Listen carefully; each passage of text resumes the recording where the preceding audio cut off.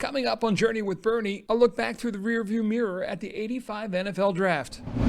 I convinced myself there was no way I was leaving the U. But college football had become so easy. And it's no disrespect to anybody, but I wasn't challenging myself. I'd seen how just easy it was to play top-tier dominating football, and I'd kind of been there and done that already.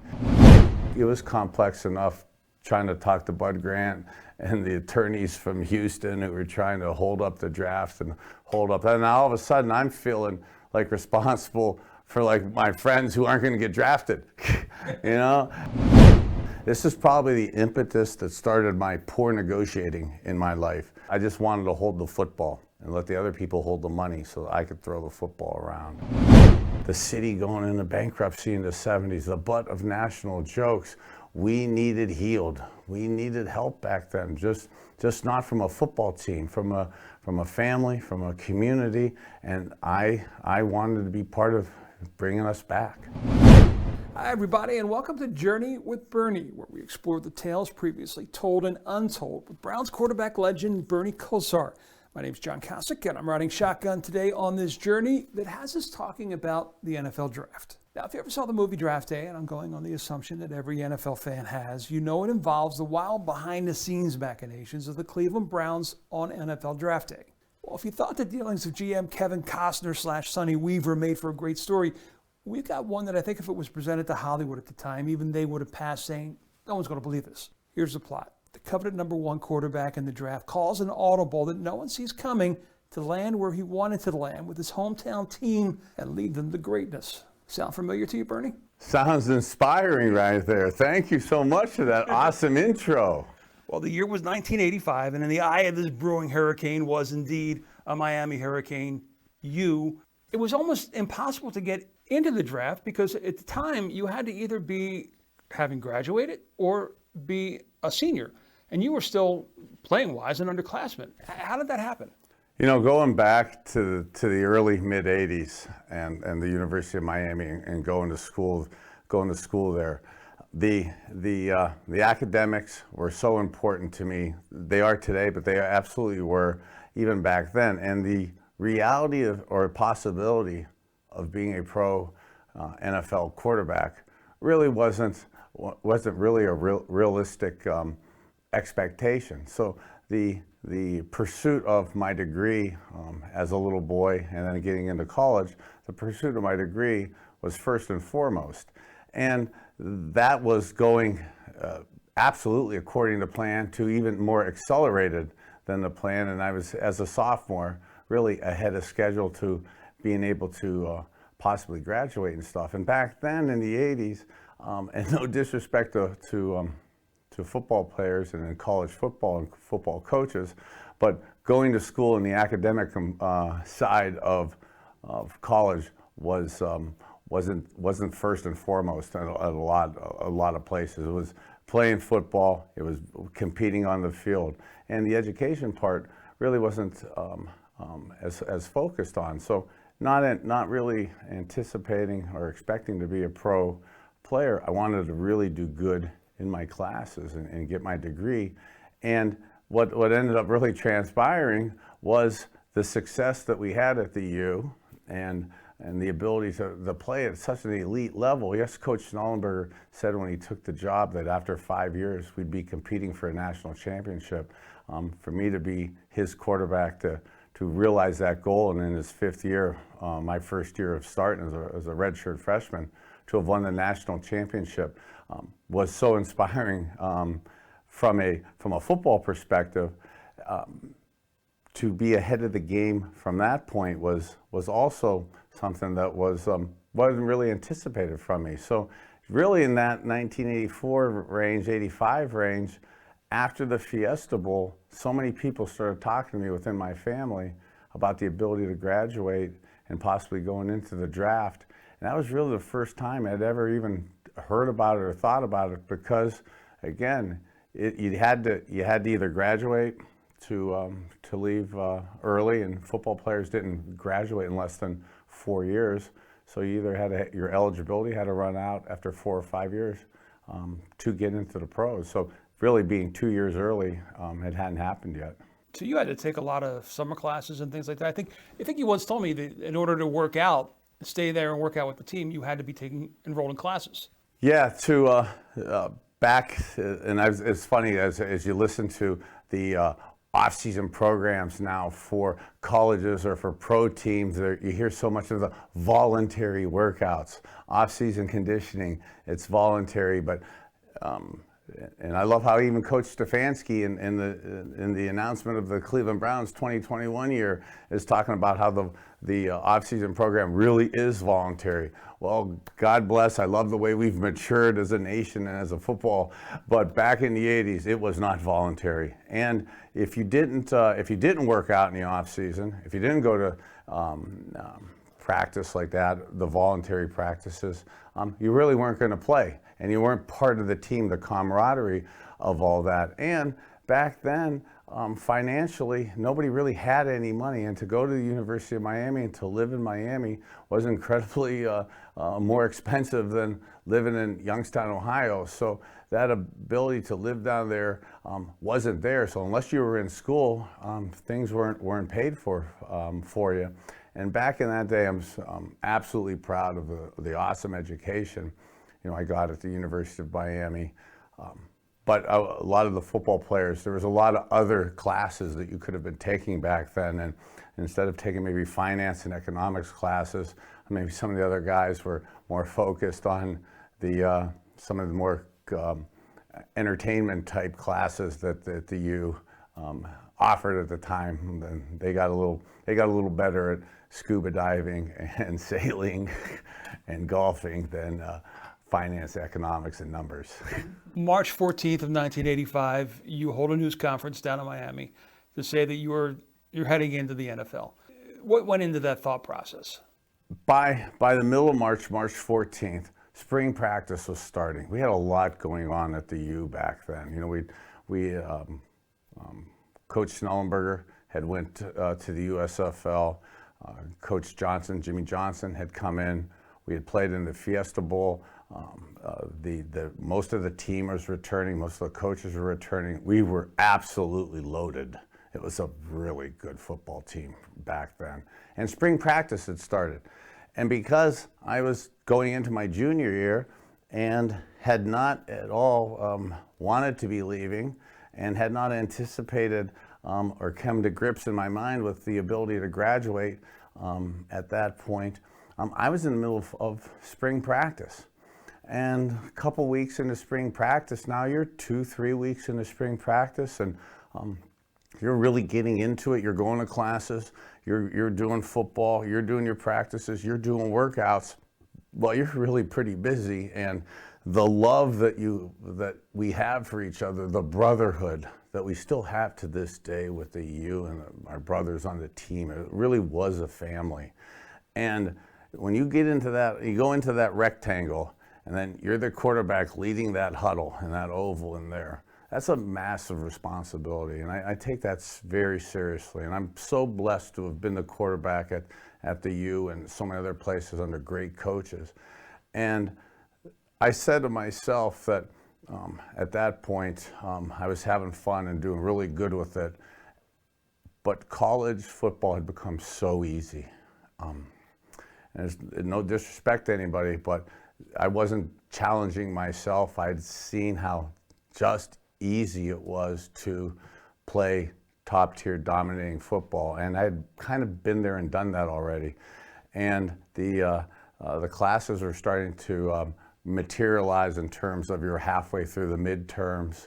You kind of seeing that I was in good shape with my spring semester of classes, and I just didn't think it was looking to be overly fair for the team, my brothers, the teammates, and for Vinny Testaverde. I mean, the spring practice to me is incredibly important to the growth of a football team as a young football player to get ready for the fall. And for me, it was almost, I felt maybe it would have been a little bit of a selfish act not to have maybe talked about that at that point then. And also, the reality started really settling in within me that in the early to mid 80s, just like in the 70s, almost like today, we heard through this last election cycle, the manufacturing jobs. Northeastern Ohio back in the 70s and early 80s was struggling with the manufacturing jobs, with the economy. We were the butt of national jokes. Our Cuyahoga River caught on fire. The city was bankrupt in the 70s. Nationally, we were really ridiculed and laughed at. And then as a guy growing up in Northeastern Ohio, coming from Youngstown, Ohio, a steel capital really of the world in the 40s, 50s, and 60s, in the 70s and 80s, the manufacturing jobs completely dissipated in our area. And as a person who, proudly as a Youngstown, Ohio family of steel workers, and generationally, we've worked in the mills. And when the mills are closed and they were shut down, basically nobody in our family was able to work. And you kind of, as a young boy in junior high and high school, and you're kind of seeing those type things materialize, and the duress, stress, anxiety, fear that you see your family, your parents, people that you look up to for wisdom, leadership, guidance, or having that insecurity, that anxiety, that sadness about them. That reality really set in with me that I could do something about that. And as a young man, in my family, I felt almost a responsibility, one, to my family to help out, and then two, more from a macro level, what was materializing within my family was really a microcosm of what was happening within our area. And to know that if I could help my family and then help our area out, it really was the birth of the reality and love of what I was contemplating, that really pushed me or led me down that pathway to wanting to be a Cleveland Brown and make that decision to leave after my sophomore year. You made it clear in that news conference you wanted to play for Cleveland. And to set it up, Buffalo had the number 1 pick in the draft. They had already committed to Bruce Smith out of Virginia Tech. They didn't need a quarterback because they had the rights to some guy in the USFL. What was his name? Jim Kelly, my mentor from the U. And as a kid coming down from Youngstown, Ohio to the University of Miami, and to see Jim Kelly down there as kind of my tough guy mentor, and the reason why I didn't wear mouthpieces and had so many knocked out teeth through the years, that you learned a game from him. And yeah, Buffalo had the great future great general manager Bill Polian at the time, and they were coming off a 2-14 year with Case Stevenson being their head coach, and they made that trade after signing Bruce Smith and really acquired so many picks that really laid the foundation for their future success. And Houston had the number 2 pick in that draft, but they didn't need a quarterback because they just got Warren Moon the year before. So between 2 and 14, there were a lot of teams that were interested in a quarterback, especially at number 3, Minnesota. Minnesota wanted you.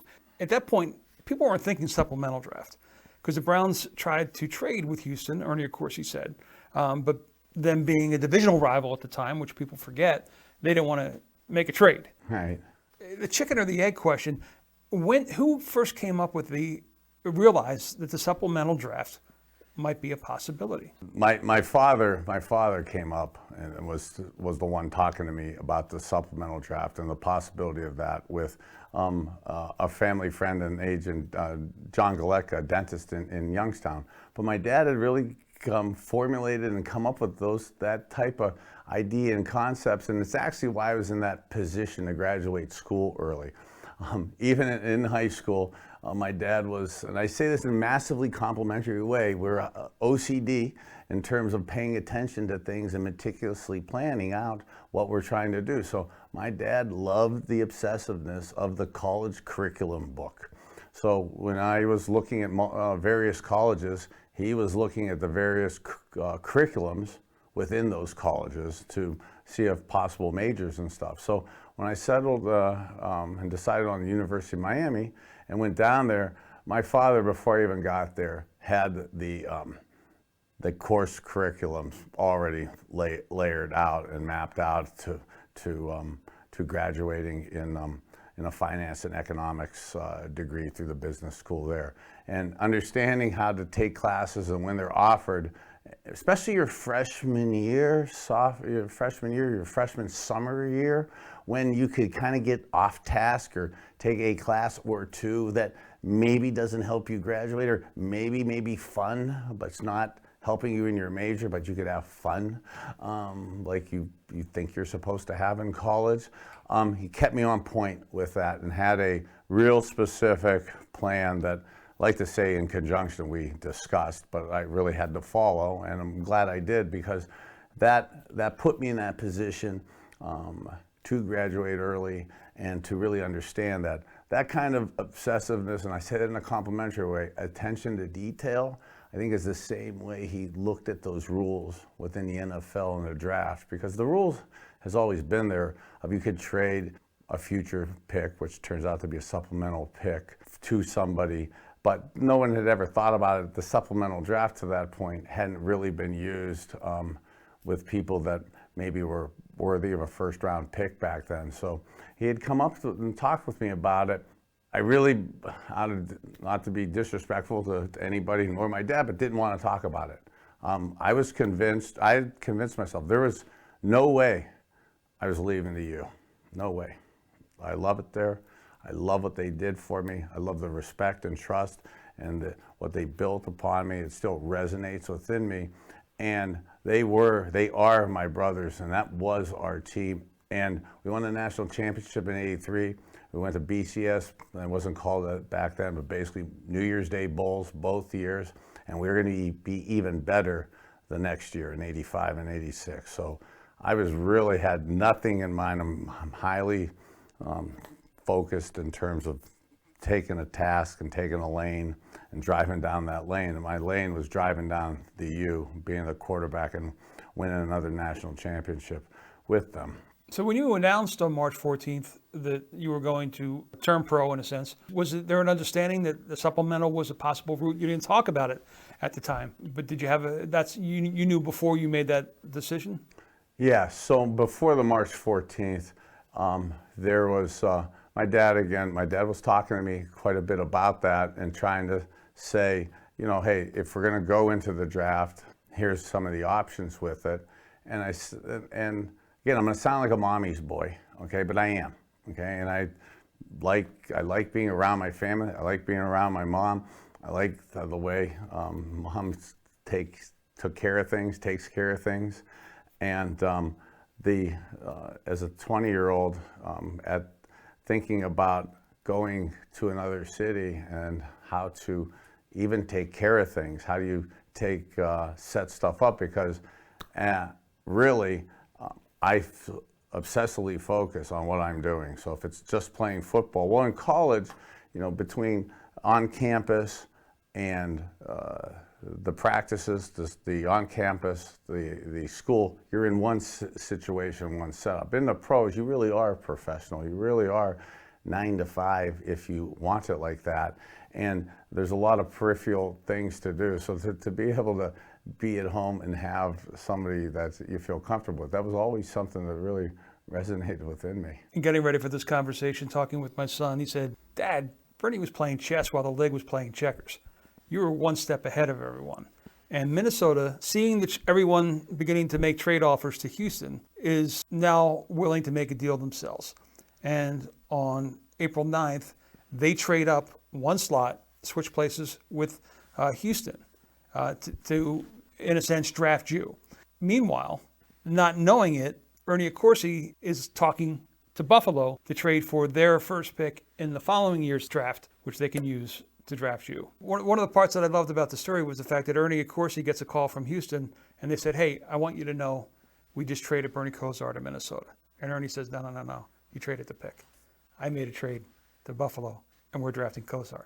The league still hadn't caught on to what it was you guys were thinking. Yeah, I had met, we had talked about the March 14th press conference back when we announced I was going to come out. I kind of understood then that the possibility, if I graduated, of the supplemental draft did exist. So after kind of that announcement and that meeting, Bud Grant and Mike Lynn from the Minnesota Vikings flew down to University of Miami. I wasn't doing any meetings for anybody back then. But as a kid, I was, of course, a massive Cleveland Browns fan, and Brian Sipe and the Cardiac Kids, and growing up with watching Dave Logan and the Leroy Kelly and watching the Browns Steeler games was the Battle of Ohio, Paul Brown and Art Modell and the Bengals Browns. I mean, that was so resonated within me. But as a little boy also, the Oakland Raiders were always on TV, and the Minnesota Vikings were always in the Super Bowl with Fran Tarkenton and the great Chuck Foreman, who was from the U. And as a little boy watching him catch passes and Fran Tarkenton running around and scrambling. I know the young fans won't realize how slow I was, but in my mind I used to visualize that I could run like Fran Tarkenton. All of a sudden now, Bud Grant, the great, awesome Bud Grant, is calling me to consider being his quarterback. And I did not want to be disrespectful to him. And he was so genius and such a visionary that he had hired probably one of my best coaches, awesome, great Mark Trestman, who was my quarterback coach at the U, to be the quarterback coach at the Minnesota Vikings.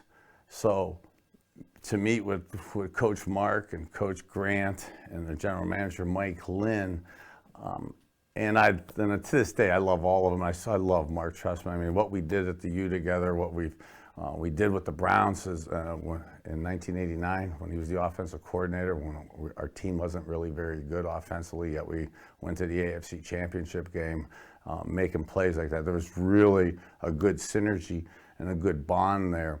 And heck, Al Davis started calling me because I threw a lot of bombs against blitz, and the old Raiders always threw bombs versus blitz, and I still believe in that. Throw bombs versus blitz to this day. Don't press coverage me and blitz. So that was a mindset to this day, but absolutely back then, because press coverage was just coming into the league, and I had an attitude about that, and Al Davis had an attitude about that, and we both were on the same page with how we like to go after that, from Coach Snellenberger always teaching me, you're going to throw deep 2 to 3 times a quarter, which is 8 to 10 times a game. So that so resonated within me. So I realize now that this is getting way deeper and way over my head than I wanted. And I'm now dealing with other people and relationships and that are getting out of hand here. And I don't want to string anybody along. I know this is probably the impetus that started my poor negotiating in my life, because I didn't want to play the Vikings off and possibly the Raiders and Houston situation to get a contract with the Browns, or to get a higher contract with somebody else. And I know from a business perspective, for anybody out there who is business oriented, maybe you want to do something different from that perspective. But my obsessiveness of wanting to try to do the right thing, and the right thing for me was wanting to be a good football player, and to do the best I could for the team and for the community I was in. And when I was, before that April 9th press conference, I had already met with, that trade on April 9th, I'd already met with the Vikings and Coach Grant and Mark Trestman and Mike Lynn. And as much as it hurt me to do this, I wanted to be real open with them and not negotiate, and say that at the end of the day, I really love Northeastern Ohio. I love being from Northeast Ohio. I'm from Youngstown, Ohio, and what's going on in our community, what's going on within my family. Again, what's going on within my family is a microcosm of what's going on within our community. And there's just no way I could really think selfishly to go away from my family and away from my hometown. And I said it basically just like that multiple times before, post March 14th and pre-April 9th.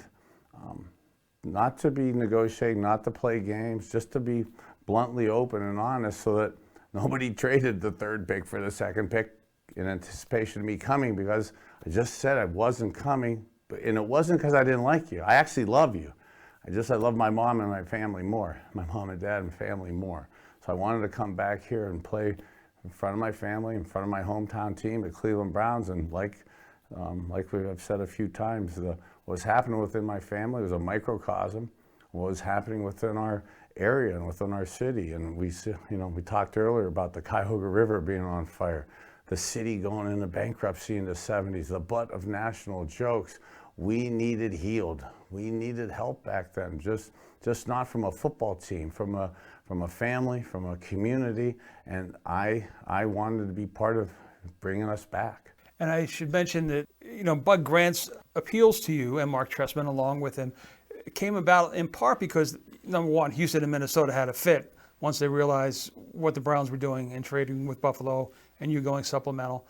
They appealed to Pete Rozelle, and Pete Rozelle pretty much left it to you, but he gave Minnesota a week to try and win you over, but clearly that was never going to happen. Yeah, and on April 23rd of 1985, Commissioner Rozelle let me know that I could talk with anybody and try to negotiate and try to figure it out, and try to figure it out in the draft, please. Okay, so, because the league, the world likes continuity. They don't like different things, and this was different, and they like things in their nice little box. So he kind of gave me a week to try to work something out within the confines of the draft and within the confines of the Minnesota Vikings. And again, this is, we said a little bit earlier in jest, but this is probably one of the starts of my not really wanting to negotiate and not overly obsessing on money. I obsess on other things, and I'm wanting to come back here, help our area out, help our team out, help our family out, was what I was obsessed on. And that's why he told me on April 23rd, on April 25th, instead of just taking that week and negotiating, which from a business perspective you should, and for anyone listening out there, if from a business perspective, you should do that. I just didn't, and did not want to go through that week of everybody calling, everybody wanting to meet, everyone wanting to know what's up. And then most importantly, I did not, again, like we were saying earlier, I did not want to be stringing out the great Bud Grant, Mark Trestman. I love these guys. I respect this game and them and what they've done so much. I wasn't gonna play the negotiating game against them and then get more money, which I would have ended up probably still getting more money with the Browns.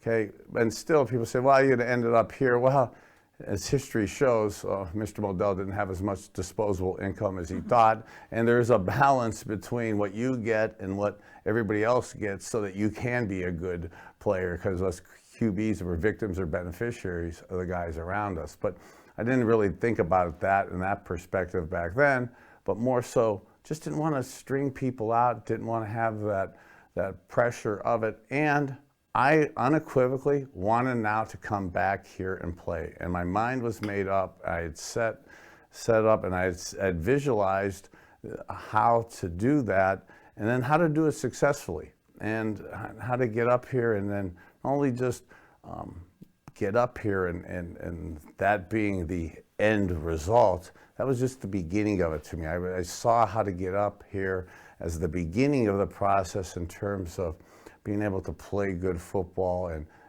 integrate in my family again, integrate within the community, and really have a real ability to contribute, not just on the field, but on and off the field.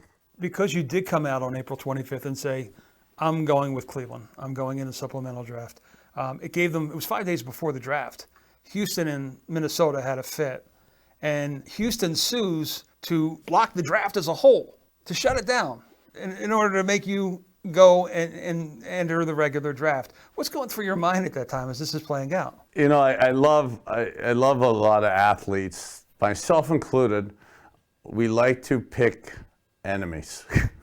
And sometimes they're not really enemies, but it's something that fires you up from within. At that time, I didn't really care at it because you knew, I kind of knew legally that those were the rules. And that was probably what was going to happen. And at the end of the day, I'm either going to go play with the Cleveland Browns or I'm going to play the quarterback for the University of Miami. So either way, I was in happy shape right there for it. But I thought that being able to come up here and to be productive right away was just something special. Now, at the time as all this is playing out and it's national news, the owner of the Orlando Renegades of the USFL comes out and says, I'm going to make them an offer you can't refuse. Did they ever come forward? Well, that's again, the USFL was hot. It was really big right then, and trying to hang on and sign guys. That's actually another reason for the April 25th press conference. God bless them. They were enormous in what they came in with money. It was significantly more than anybody else. And to the, you know, being in that 8 figures back then was something that you only dream about. But I didn't dream about stuff like that because I didn't have $5, so I didn't need 15 million. I just wanted to hold the football and let the other people hold the money so I could throw the football around. Again, not wanting to be disrespectful, but when the USFL was coming with that, it was complex enough trying to talk to Bud Grant and the attorneys from Houston who were trying to hold up the draft and hold up. And now all of a sudden I'm feeling like responsible for like my friends who aren't going to get drafted, you know? And there was a lot going on back then because there was possible trades too. Chip Banks was involved possibly in the trade, and which would have involved the Browns keeping their first round pick then, and whether that week of the draft, and Chip Banks, love him to death, God bless him as he heal from his injury this past offseason, but he was my locker neighbor. And me and him were neighbors locker-wise, and he kind of was thrown up in one of the trades for me to Buffalo, and we would have had, and that actually wasn't the 14th, I think we had the 7th pick in the draft that year.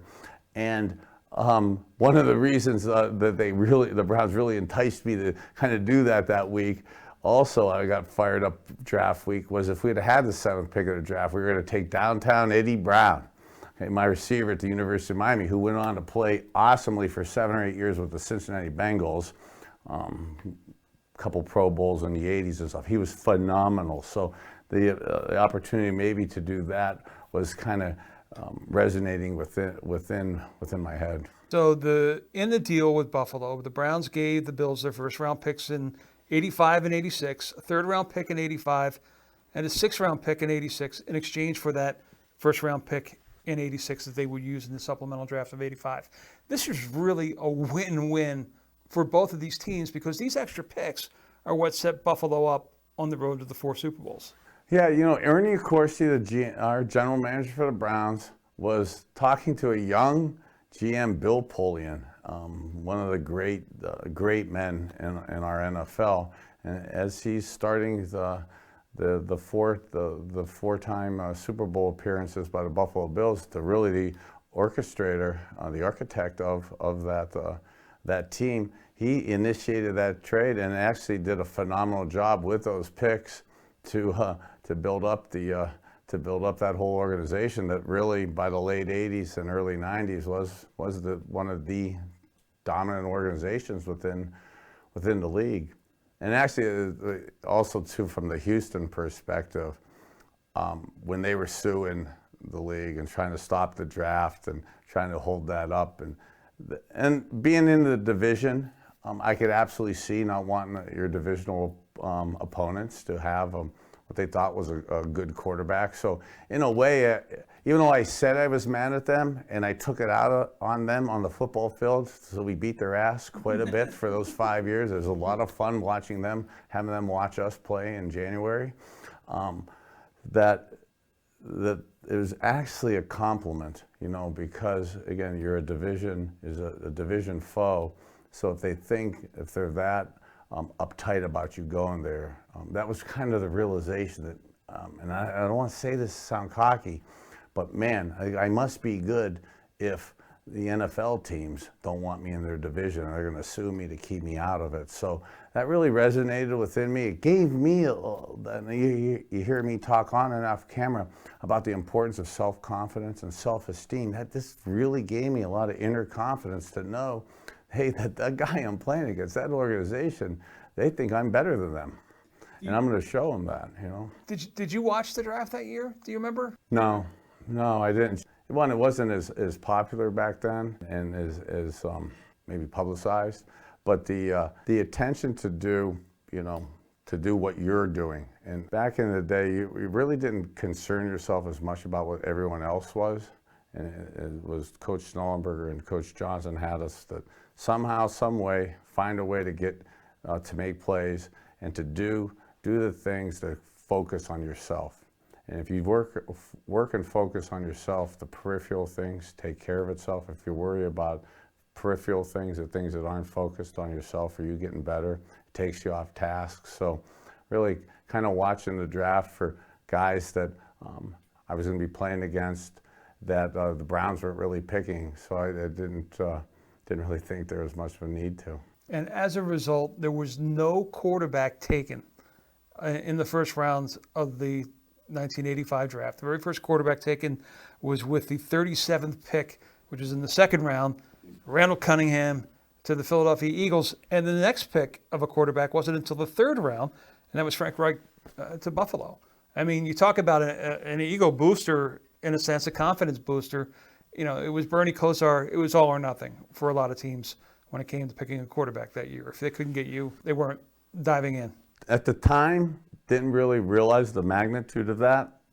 But again, just like you astutely pointed out, as I was trying to articulate through the Houston Oilers at the time suing the league to stop the draft, that was somewhat of a passive compliment that really resonated within me to give me more confidence and self-esteem and belief in myself as a younger quarterback. And I say this now, we all try to pretend to be in control all the time.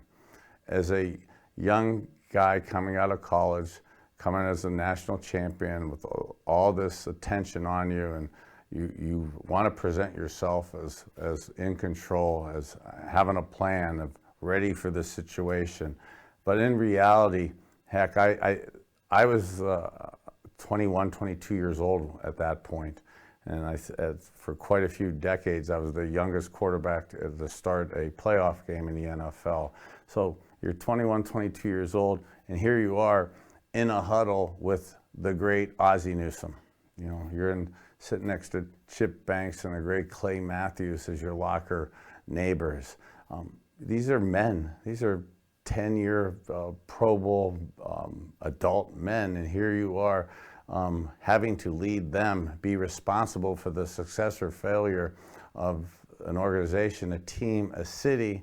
But at the end of the day, you're having to really want the respect of the guys sitting right next to you, your teammates, the guys looking at you in the huddle.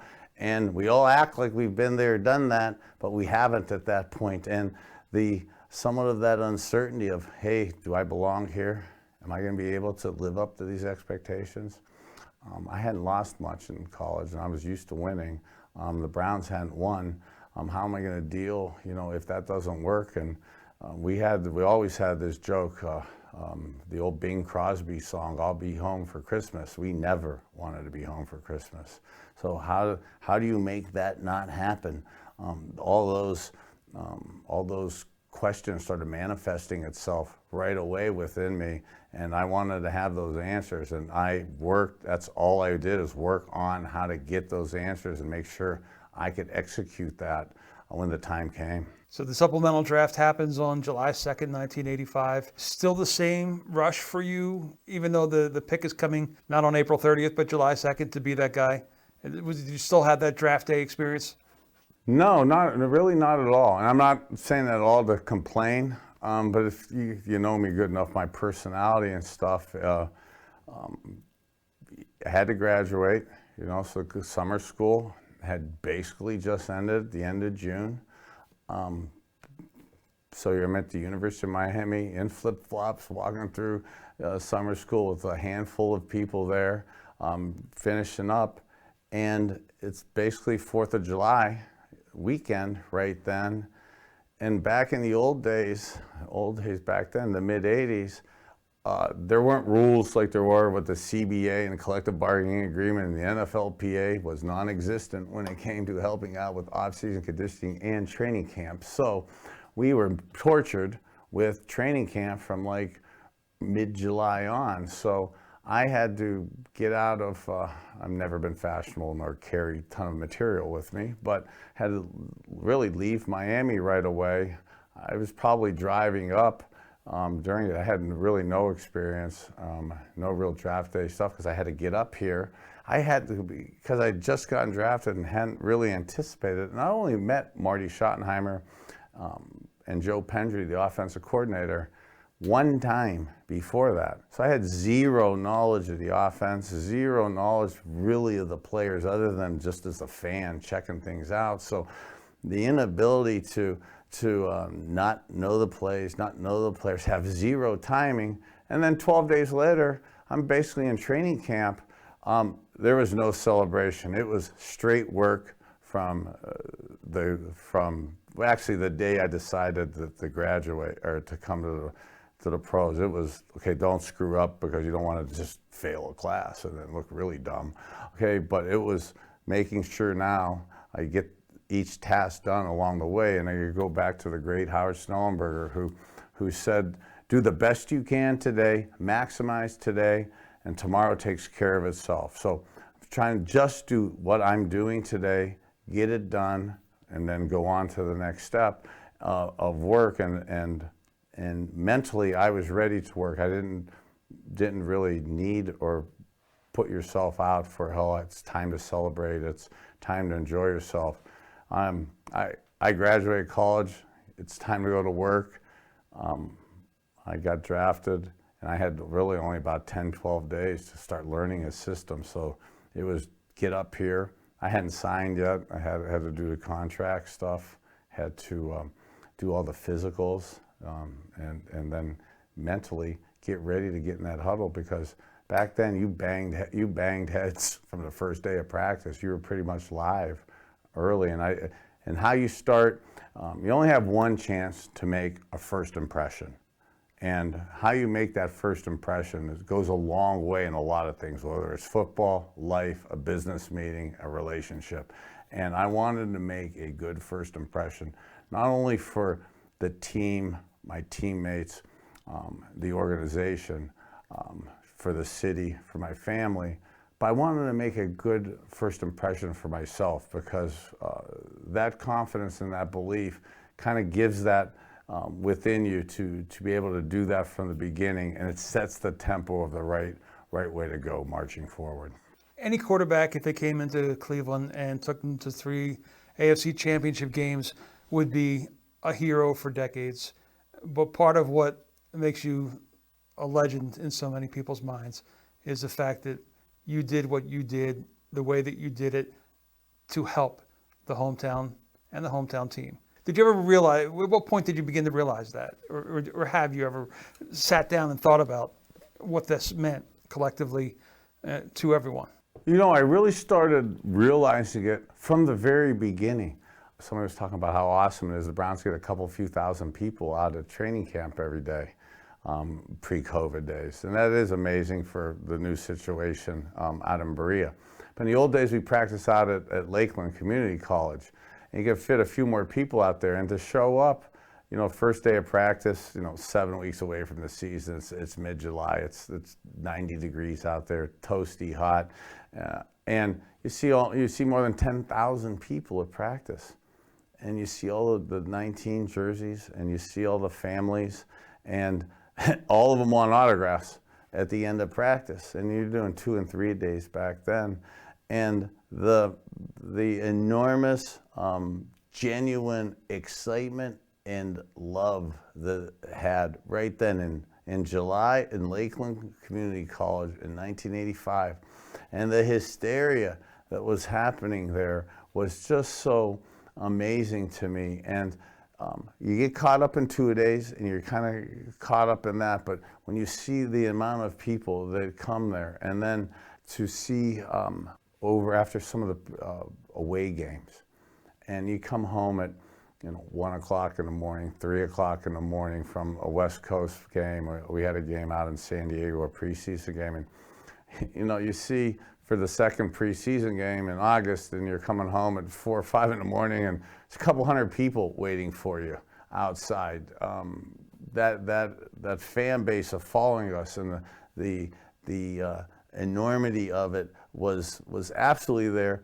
But then, almost like when you look in their eyes, and you could see the mutual respect going back and forth, and almost the need for each other. You could see that us players, you hear a lot of us older players, ex-players, talk about how the energy and almost the feeding that we are able to grow and believe off of the energy of our fans. And you can almost see, I was almost able to see in reverse looking in their eyes, almost the energy that they were deriving within themselves as I was talking to them, as we were bringing this positive light to them, as we were almost bringing new life and new hope to them individually, and to us as an organization, to us as a team, and really us as a city. And when you're walking around after practice, and you just look like I'm looking in your eyes right now, John, you could see like that real energy that, again, it sounds like I'm putting myself somewhat on a higher plateau or something, but you're almost able to see how you could help create life and hope within individuals. And that kind of showed me that if I could do that within individuals, that I'm not off base by attempting to do that within a team, within an organization, really within a city and within a region. And I, as a 21, 22-year-old, I was having those thoughts, and took on that task. And it reminds me of the John Lennon line, and in the end, the love you make is equal to the love you take. You get what you give. And you gave the fans Bernie Kosar, and they have given you love ever since. Well said. Well said. Good note to end on. I know, bro. It's going to bring a tear to my eye, that one. No, seriously. That was Go good, Browns. bro. Go Brown, man. You matter. That was good, man. Huh?